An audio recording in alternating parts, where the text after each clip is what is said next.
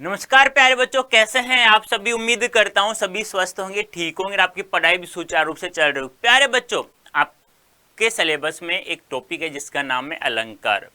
बहुत अच्छा टॉपिक है, बहुत इंटरेस्टिंग टॉपिक है और जो आएगा कितने नंबर का, 4 नंबर का आएगा और 4 में से 4 नंबर हमें प्राप्त करने हैं। ठीक है, और आपके सिलेबस की हम लोग चर्चा कर लेते हैं। आपके जो सिलेबस में जो अलंकार दिए उनकी संख्या भी 4 ही है।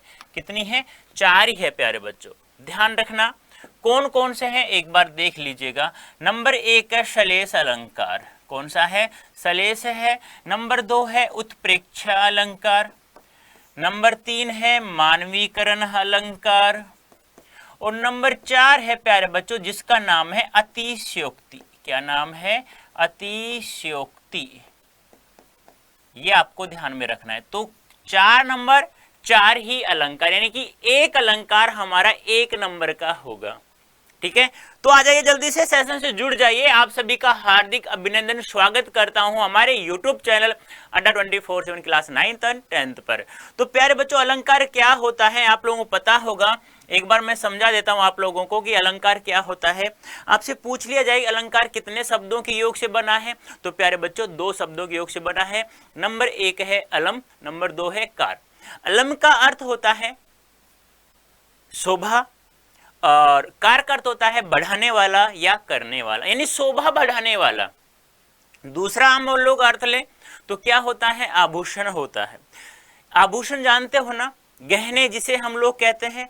जिस प्रकार से एक जो सुंदर स्त्री होती है उसके यदि जब वो गहने पहन लेती है, आभूषण पहन लेती है, तो उसकी सुंदरता में 4 चांद लग जाते हैं। उसी प्रकार किसी भी कविता में, किसी भी काव्य में आप अलंकारों का प्रयोग कर दोगे तो उसकी शोभा में 4 चांद लग जाएंगे। कहने का तात्पर्य क्या है? हमें रसास्वादन अच्छे से प्राप्त होगा, यानी मनोरंजन हमारे साथ बहुत अच्छे से प्राप्त होगा। उस काव्य को हम लोग पढ़ेंगे तब। तो प्यारे बच्चों, क्या होता है अलंकार का? आप लोगों से पूछ ले संधि विच्छेद क्या होता है, कितने शब्दों के योग से बना है, तो 2 शब्दों के योग से बना है। नंबर 1 है अलम, नंबर 2 है कार। अलम का अर्थ क्या होता है? शोभा, और कार का अर्थ क्या होता है? करने वाला या बढ़ाने वाला, यानी शोभा बढ़ाने वाला तत्व। दूसरा हम लोग अर्थ लें, अलंकार का अर्थ क्या होता है? आभूषण। ठीक है, समझ में आया? यानी कि जिस प्रकार से बार बार बता रहा हूं मैं, जिस प्रकार से एक स्त्री के बदन पर गहनों की सजावट कर दी जाए तो उसकी सुंदरता में 4 चांद लग जाते हैं, उसकी सुंदरता बढ़ जाती है। उसी प्रकार किसी भी काव्य में हम अलंकारों का प्रयोग कर देंगे तो उसमें भी 4 चांद लग जाएंगे, अर्थात उसकी भी शोभा बढ़ जाएगी। अब आपके शोभा बढ़ाने वाली वस्तु हम लोग क्या कहते हैं? अलंकार कहते हैं। अब आपकी जो सिलेबस है उसमें 4 अलंकार दिए हुए हैं। नंबर 1 है प्यारे बच्चों श्लेष, नंबर 2 है उत्प्रेक्षा, नंबर 3 है मानवीकरण और नंबर 4 है अतिशयोक्ति। अब देखो, मैं 1 मिनट में इनको समझा देता हूं, फिर हम लोग पढ़ेंगे बाद में। ठीक है, हाँ देखो, श्लेष, श्लेष का अर्थ होता है चिपकना। कहने का तात्पर्य क्या है? कोई एक शब्द होगा और उसके बहुत सारे अर्थ होंगे, यानी कि अर्थ उसमें चिपके हुए होंगे। आपने सुना होगा पानी गए न उबरे मोती मानस चून, याद है ना? तो यहाँ पानी की बहुत सारे अर्थ निकल रहे हैं, यानी कि एक शब्द के बहुत सारे अर्थ निकले तो वहां पे क्या है? श्लेष अलंकार होगा। उत्प्रेक्षा आप लोगों को ट्रिक्स में समझा रहा हूं, जहां पर मनु, जनु, जानो, इस प्रकार से जहां पर आपको शब्द दिखाई दे तो वहां कौन सा अलंकार होगा? वहां होगा आप लोगों का उत्प्रेक्षा अलंकार। अब ये क्या होता है? मानवीकरण। देखो, मानवीकरण में एक शब्द आ रहा है मानव, पता है? आ रहा है, यानी कि किसी भी वस्तु से मानव जैसा कार्य करते हुए दिखाया जाए। कोई भी वस्तु है, जैसे हवा चल रही है, अरे चलता तो इंसान है, हवा थोड़ी चलती है। पेड़ बोल रहे हैं, अरे पेड़ थोड़ी बोलता है, इंसान बोलते हैं। यानी कि जो कार्य इंसान करे और हम किसी प्राकृतिक साधनों के द्वारा वह कार्य करवाते हुए दिखाएं हम कविता में, तो वहां मानवीकरण अलंकार होता है। अतिशयोक्ति क्या होता है? बड़ा चढ़ाकर बोलना, यानी कोई ये पेन है और इसके बारे में मैंने कहा कि यह पेन लिखने का कार्य करता है, ठीक है, सीधी सी बात, लिखने का कार्य करता है, लेकिन मैं कह दूं यह पेन तलवार का भी कार्य करता है, लोगों के गर्दन काट दी है। अब कोई ज्यादा बड़ा चढ़ाकर नहीं कह रहा, मैं कह रहा हूं ना, तो वो हो गया आपका अतिशयोक्ति अलंकार। ठीक है, अब समझ में आ गया। चार, और एक बात और ध्यान रखना, ये अलंकार आपके 4 नंबर्स का होगा। 5 क्वेश्चन पूछे जाएंगे, यहां से क्वेश्चनों की संख्या 5 होगी, 5 में तुम्हें 4 करना होगा, यानी कि एक अलंकार से 1 क्वेश्चन होगा। लेकिन एक अलंकार ऐसा भी होगा जिससे 2 क्वेश्चन पूछे जाएंगे, कोई सा भी हो सकता है। ठीक है, अब देख लीजिएगा आप लोग। देखो, अलंकार शब्द 2 शब्दों के योग से बना है, अलम धनकार। आपसे पूछा जा सकता है ऑब्जेक्टिव में, अलंकार जो शब्द है कितने शब्दों के योग से बना है प्यारे बच्चों? 2 शब्दों से, अलम धनकार। अलम का अर्थ होता है शोभा तथा कार का अर्थ होता है करने वाला, या आप लोग दूसरा भी लिख सकते हो, बढ़ाने वाला। ठीक है, अर्थात जो शोभा में वृद्धि करता है, शोभा यानी सजावट। ठीक है, जो शोभा में क्या करता है, वृद्धि कर देता है, उसे अलंकार कहा जाता है। अलंकार शब्द का शाब्दिक अर्थ आभूषण भी है, अर्थात सौंदर्य में अभिवृद्धि करने वाला। आभूषण क्या होता है? गहना। मैंने बताया ना, जब कोई भी स्त्री गहने पहन लेती है तो उसकी सुंदरता में 4 चांद लग जाते हैं, उसके सौंदर्य में अभिवृद्धि हो जाती है, उसका सौंदर्य बढ़ जाता है, उसकी सुंदरता बढ़ जाती है, तो उसे हम क्या कहते हैं? अलंकार के नाम से जानते हैं। जिस प्रकार आभूषण तन, तन क्या होता है? शरीर। जिस प्रकार आभूषण तन के सौंदर्य को बढ़ाते हैं, उसी प्रकार काव्य में अलंकार उसकी सुंदरता को द्विगुणित यानी दुगना कर देते हैं। यानी किसी भी कविता में अलंकारों का प्रयोग हो जाएगा तो उसकी शोभा दुगनी हो जाएगी, यानी कि कहने उसकी सुंदरता है ना, दुगना हो जाएगा, 4 गुना हो जाएगा, 5 गुना हो जाएगा, यानी कह सकते हैं 4 चांद लग जाते हैं।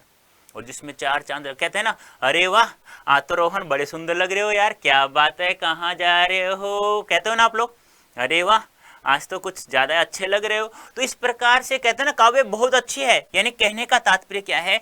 जिस कविता को पढ़ते समय हमें रसास्वादन आ जाए, टुकड़ा करें तो क्या होता है? रस धन आस्वादन, रस धने आस्वादन, इन रस की प्राप्ति हो जाए हमें पढ़ते समय। कहते हैं ना, आज तो मजा आ गया, किसी भी कविता को पढ़ते समय मजा आ जाए, आनंद आ जाए, मनोरंजन हो जाए हमारा, उसे क्या कहा जाता है? उसे अलंकार। अर्थात हमें सोच लेना चाहिए, उसमें देख लेना चाहिए कि इसमें अलंकारों का प्रयोग किया गया है। अलम के अनेक अर्थ माने गए हैं, एक अर्थ ही नहीं है कि बढ़ाने वाला ही होना चाहिए, वो शोभा होना चाहिए, सजाना भी कह सकते हैं, रोकना भी कह सकते हैं, पर्याप्त होने का भाव भी कह सकते हैं, सुशोभित करने वाला भी। पूछा कैसे जाएगा? निम्नलिखित में से कौन सा अर्थ अलम का अर्थ नहीं है, यानी कि निम्नलिखित में कौन सा भाव अलम का अर्थ नहीं है, तो आपसे एक नहीं पूछेगा वहां से। तो उत्पत्ति निम्न 2 अर्थों से मानी जाती है। देखो, एक परिभाषा क्या है? अलम करोति इति अलंकार है, अलम करोति इति अलंकार है, यानी कि जिसके द्वारा कोई वस्तु या विषय अलंकृत किया जाए, अलंकृत यानी आभूषित, यानी सुंदरता, अलंकृत बढ़ाई जाए, सुंदरता बढ़ाई जाए, अर्थात जो आभूषित करते हैं वे अलंकार कहला। देखो ये आ गया ना, जो आभूषित करते हैं उन्हें क्या कहते हैं? अलंकार। यानी कि जिस कविता को पढ़ते समय कम मजा आए, एक में जिसको पढ़े उसमें दुगना मजा आ जाए, तो उसे अलंकार कहा जाता है। दूसरा है अलम क्रियते अनेन इत्यलंकार। क्या है? अलम क्रियते अनेन इत्यम इत्य अलंकारम। ठीक है, यानी कि जो अलंकृत करता है वे अलंकार होते हैं, जो आभूषित करता है, जो सुंदरता को बढ़ाता है, जो सजावट को बढ़ाता है, उसे अलंकार कहा जाता है। अलंकार काव्य के बहिरंग तत्व माने जाते हैं। बहिरंग क्या होते हैं? बाहर से, यानी कि हमें दिखाई देते हैं, कि ऐसे नहीं कि शब्दों जैसे कि शब्दों के अंतर्गत अलंकार का प्रयोग कर देंगे, सलेस का अलंकार इस प्रकार से होता है, ऐसे नहीं। यानी पंक्ति लिखी जाएगी और उसके बाहरी तौर पर हम लोग बताएंगे कि इस पंक्ति में कौन सा अलंकार है। तो आपसे पूछा जाएगा अलंकार काव्य के तत्व है बहिरंग तत्व, अंतरंग तत्व या दोनों। तो कैसे तत्व होते हैं? बहिरंग तत्व माने जाते हैं, जो काव्य की शोभा बढ़ाते हैं, उत्पन्न नहीं करते। ध्यान रखना, काव्य की केवल शोभा बढ़ाते हैं, काव्य की शोभा को उत्पन्न नहीं करते हैं। ठीक है। अलंकार संप्रदाय, ये देखो बहुत ही महत्वपूर्ण है, आपसे पूछ लिया जाए कि अलंकार संप्रदाय के प्रवर्तक कौन माने जाते हैं, तो ध्यान रखना उनका नाम है भामह। क्या नाम है? भामह, याद रखना है। इन्होंने अलंकार को काव्य की आत्मा कहा है। आपसे पूछा जा सकता है अलंकार को काव्य की आत्मा मानने वाले विद्वान कौन थे, तो कौन थे? भामह। अलंकार संप्रदाय के प्रवर्तक किसे माना जाता है, तो भामह, ये आपको ध्यान रखना है। अपने ग्रंथ में इनकी संख्या 38 मानी है। इन्होंने जो अपना ग्रंथ लिखा था भामह ने, उसमें कुल अलंकारों की संख्या कितनी मानी है? 38 मानी है। इस संप्रदाय को प्रतिष्ठित व पुष्ट करने का कार्य रुद्रट व जयदेव का। ध्यान रखना, अलंकार संप्रदाय के प्रवर्तक तो कौन है? भामह है, लेकिन इसको पुष्ट करने वाले, यानी कि कहने का तात्पर्य अलंकारों को और आगे बढ़ाने वाले, यानी इन्होंने तो प्रयोग कर दिया है, अब इन अलंकारों का प्रयोग आगे और किसने बढ़ाया, यानी आगे प्रसारित किसने किया, हम लोगों तक किसने पहुंचाया? उन दो का नाम है रुद्रट और जयदेव। पूछा जा सकता है, पूछा कैसे जाएगा कि अलंकार संप्रदाय के प्रवर्तक भामह माने जाते हैं, लेकिन उन्हें संप्रेषित या पुष्ट करने का कार्य, अलंकार संप्रदाय को पुष्ट या संप्रेषित करने का कार्य किन विद्वानों ने किया? रुद्रट और जयदेव ने किया।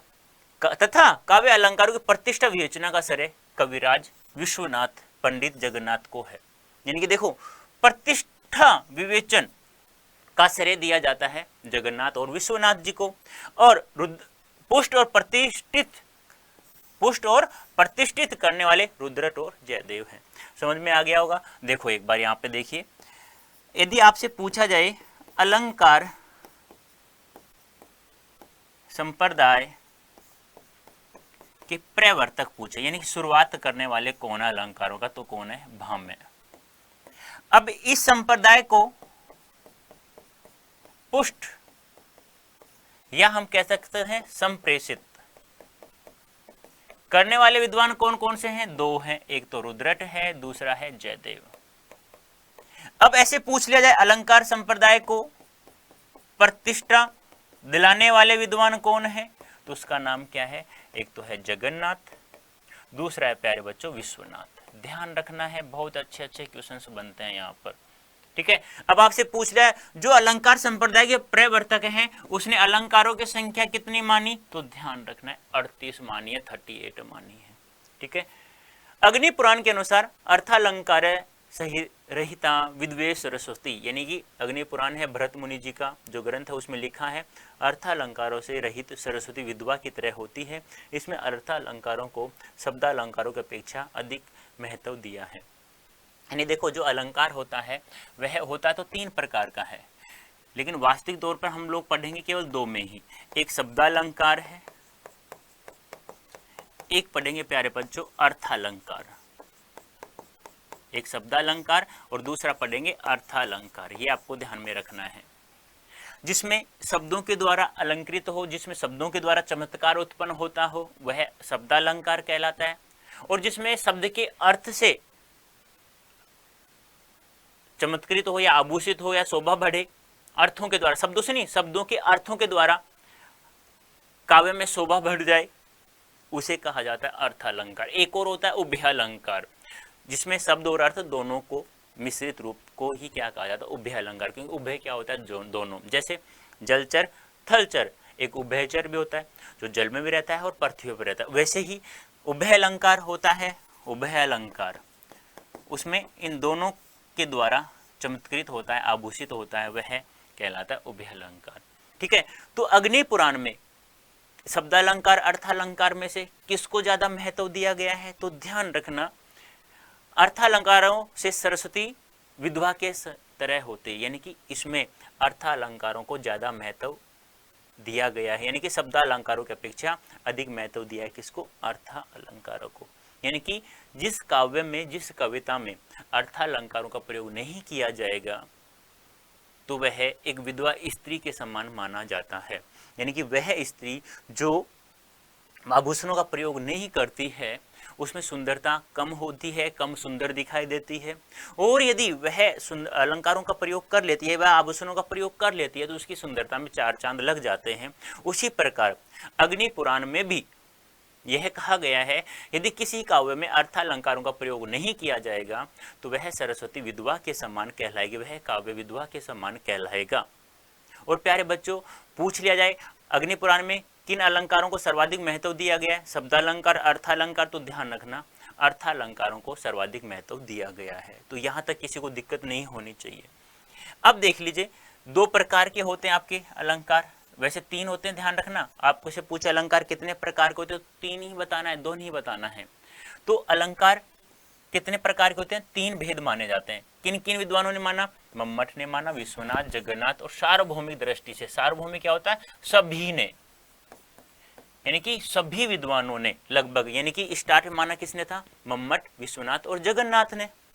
और जगन्नाथ विश्वनाथ ही थे प्रतिष्ठा दिलाने वाले विद्वान अलंकार संप्रदाय के, बोलो बताया था ना अभी। और पुष्ट और प्रतिष्ठित करने वाले कौन थे, रुद्रट और जयदेव थे। और प्रवर्तक कौन थे अलंकार संप्रदाय के, भाम्य थे। भाम्य ने अलंकारों की संख्या कितनी मानी थी, 38 मानी थी। तो वही बात है। अब देखो, तीन माने जाते हैं या तीन प्रकार होते हैं। नंबर एक है शब्दालंकार। मैं बार बार बता रहा हूं, शब्दों के द्वारा, ऐसा काव्य जो शब्दों के द्वारा चमत्कृत हो, प्रतिष्ठित हो, उसे कहा जाता है, शब्दों के द्वारा उसकी सौंदर्यता दुगनी हो जाती है, उसे कहा जाता है शब्दालंकार। देखो, नहीं पता चले तो इसका टुकड़ा करके देख लिया करो आप। देखो, शब्द धन अलंकार। अलंकार क्या होता है, शोभा बढ़ाने वाला। शब्द है, शब्दों के द्वारा, शब्दों के द्वारा शोभा बढ़ जाए, शब्दों के द्वारा सुंदरता बढ़ जाए, नाम से पता चल रहा है। ऐसे ही अर्थ अलंकार, अर्थधन अलंकार। देखो, एक एक शब्द को ध्यान रखना है। अलंकार शोभा बढ़ाने वाला, अर्थ यानी अर्थों के द्वारा, यानी शब्दों के अर्थों के द्वारा शोभा बढ़ जाए, सुंदरता दुगनी हो जाए, उसे कहा जाता है अर्थालंकार। ठीक है। तो शब्दालंकार क्या होता है, शब्दों द्वारा चमत्कार होता है, पर्यायवाची शब्दों के प्रयोग से अलंकार समाप्त हो जाता है। कहने का तात्पर्य क्या है, यानी कि किसी भी शब्द की जगह, जैसे आंख है, आंख का पर्यायवाची क्या होता है, नयन, लोचन, चक्षु। अब जहां जिस काव्य में, जिस पंक्ति में नयन शब्द का प्रयोग किया गया है, यदि हम उसमें आंख का प्रयोग कर देंगे तो उसमें अलंकार क्या हो जाएगा, समाप्त हो जाएगा, यानी उसकी शोभा घट जाएगी, यानी कि शोभा समाप्त हो जाएगी। यानी किसी भी कविता में हम किसी भी शब्द की जगह उनके पर्यायवाची शब्दों का प्रयोग नहीं कर सकते। किसमें, शब्दालंकारों में। अर्थात जब चमत्कार प्रधानतः शब्द में होता है, अर्थात जहां शब्दों के प्रयोग से ही सौंदर्य में वृद्धि होती है, काव्य में प्रयुक्त शब्द को बदलकर उसका पर्याय रख देने से अर्थ न बदलते हुए भी उसका चमत्कार नष्ट हो जाता है, वहां शब्दालंकार होता है। अनुप्रास, यमक, सलेश, वक्रोक्ति आदि शब्दालंकार। कौन कौन से, अनुप्रास है, यमक है, सलेश है, वक्रोक्ति आदि है। लेकिन आपके सिलेबस में देखो, मैंने अलग से हाईलाइट कर दिया है, एक ही अलंकार है शब्दालंकार, वो कौन सा है, सलेश। और सलेश का अर्थ क्या होता है, चिपकना होता है।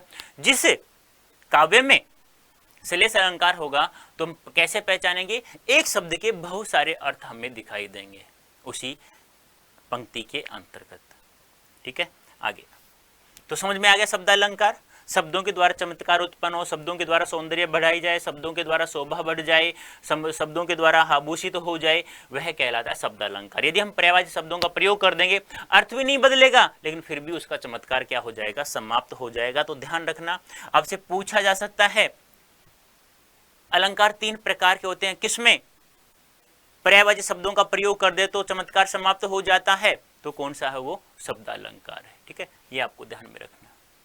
नंबर 2 है अर्थालंकार, यानी कि अर्थ द्वारा चमत्कार होता है, यानी कि एक शब्द के बहुत सारे अर्थ निकलते हैं। काव्य में जहां अलंकार का सौंदर्य अर्थ में निहित हो, वहां अर्थालंकार होता है। इन अलंकारों में काव्य में प्रयुक्त किसी शब्द के स्थान पर उसका पर्याय या समानार्थी शब्द रखने पर भी चमत्कार बना रहता है। अभी तो शब्दालंकार में क्या था, पर्यायवाची शब्दों का प्रयोग नहीं कर सकते थे, इस पर्यायवाची शब्दों का प्रयोग कर देंगे तो उसमें चमत्कार समाप्त हो जाएगा। लेकिन अर्थालंकार में आप किसी भी शब्द की जगह उसका पर्यायवाची शब्द रख देंगे तो भी उसमें चमत्कार बना रहेगा, उसे कहा जाता है अर्थालंकार। ठीक है, उपमा, रूपक, उत्प्रेक्षा, अतिशयोक्ति, मानवीकरण, अन्योक्ति, संदेह, भ्रांति, मानवीय भावना, विरोध, आभास, दृष्टांत आदि उभयालंकार होते, आदि अर्थालंकार होते हैं। अब आपके सिलेबस में 3 ही है, एक तो उत्प्रेक्षा है, एक अतिशयोक्ति है, एक मानवीकरण अलंकार है। इसमें मैंने बताया है आपको कुछ नहीं करना, आपको 2-4 शब्द ध्यान रखना है, मनु, जनु, मनु, मानो, मनु, जनु, मनु, मानो, जनु, जानो, ऐसे शब्द आपको जहां पर भी दिखाई दे उत्प्रेक्षा मत देखना उसका अर्थ। तुम्हारी जितनी कविताएं हैं उन्हीं में से पूछा जाएगा, बाहर से पूछ लेगा, कोई दिक्कत नहीं आने दूंगा। बस जो सेशन ले रहा हूं अलंकार संबंधी वो पढ़ते रहना है और हमें मजबूती से तैयारी करना है, ईमानदारी से पढ़ना है, हमें 100% नंबर प्राप्त करना है। क्योंकि आपका जो एग्जाम होगा वह पार्ट 2 में होगा, पार्ट ए, पार्ट बी। और पार्ट ए होगा प्यारे बच्चों वो एमसीक्यू का होगा जिसमें आपको 40 नंबर का होगा, और पार्ट बी सब्जेक्टिव क्वेश्चंस होंगे जो आपका 40 नंबर का होगा। बस हम साथ साथ चल ही रहे हैं, कोई दिक्कत नहीं आनी चाहिए। नंबर 3 है उभयालंकार, यानी शब्द प्लस अर्थ, यानी दोनों के द्वारा चमत्कार होता है, वहां कौन सा अलंकार होता है? उभयालंकार। तो हमें कितने अलंकार पढ़ना है?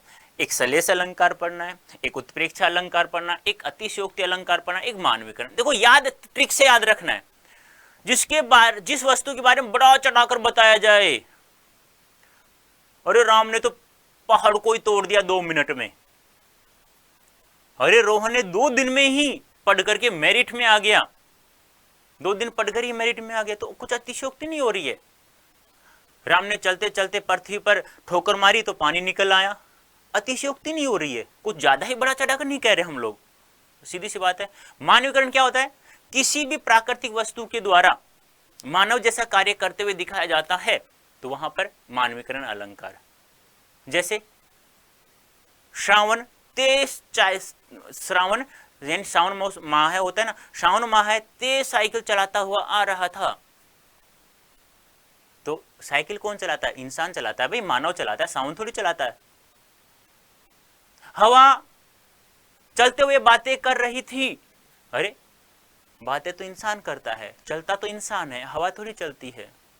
इस प्रकार से आपको ध्यान में रखना है, ठीक है। ओके, तो प्यारे बच्चों ये था आज हमने पढ़ा क्या? अलंकार के बारे में, कि अलंकार क्या है क्या नहीं है, थोड़ा सा हम लोगों ने इसके बारे में पढ़ा। अब हम लोग एक एक अलग अलग से पढ़ेंगे। तो आपको ये कोड दिख रहा है, ये कोड कहाँ काम आएगा? Y323 लिखा मैक्सिमम डिस्काउंट, ये कहाँ दिखेगा? तो निश्चय बैच है 2.0 कल स्टार्ट हो गया था, तो आप लोग Y323 कोड यूज करके प्यारे बच्चों हमारे निश्चय बैच में जुड़ जाइए। अब की बार प्रत्येक सब्जेक्ट, हिंदी में नहीं, प्रत्येक सब्जेक्ट में हमें 100% मार्क्स प्राप्त करना है। यदि आपको अंग्रेजी नहीं बोलनी आती है तो भी आप लोग यही कोड यूज करें और आ जाए हमारे पावरफुल स्पोकन इंग्लिश में, फिर फर्राटे से आप लोग इंग्लिश बोलेंगे, जैसे हिंदी आप लोग यूज करते हैं इसी प्रकार से। तो आ जाइए Y323 कोड यूज करके। तो प्यारे बच्चों अब आपका एक होमवर्क है, अलंकार का शाब्दिक अर्थ व प्रकार बताना है कि शाब्दिक अर्थ क्या होता है, कितने प्रकार के होते हैं, ये आपको बताना है, ठीक है प्यारे बच्चों। अब आपको इसकी PDF चाहिए ना? यस सर चाहिए। आपको PYQ भी चाहिए होंगे? यस। Sample paper? यस। तो प्यारे बच्चों Adda24/7 आप डाउनलोड कर लीजिए प्ले स्टोर से, यदि नहीं किया है तो, ठीक है। आप कहाँ पढ़ रहे हो? Adda24/7 क्लास 9th और 10th यूट्यूब चैनल पढ़ रहे हो। तो प्यारे बच्चों अच्छा लगा सेशन तो ठीक है, क्या है, लाइक शेयर कमेंट, ठीक है, देख लेना आप लोग, अपने आपके ऊपर निर्भर करता है ये सब, ठीक है। तो प्यारे बच्चों उम्मीद करता हूँ अच्छा समझ में आ गया होगा। ईमानदारी से पढ़ाई करना, और अब की बार कोई मार्क्स कटना नहीं चाहिए, हमें 100 में 100 नंबर प्राप्त करना है, तो इसके लिए हमें ईमानदारी से कर्म करना होगा। अभी के लिए ओके, टाटा बाय बाय।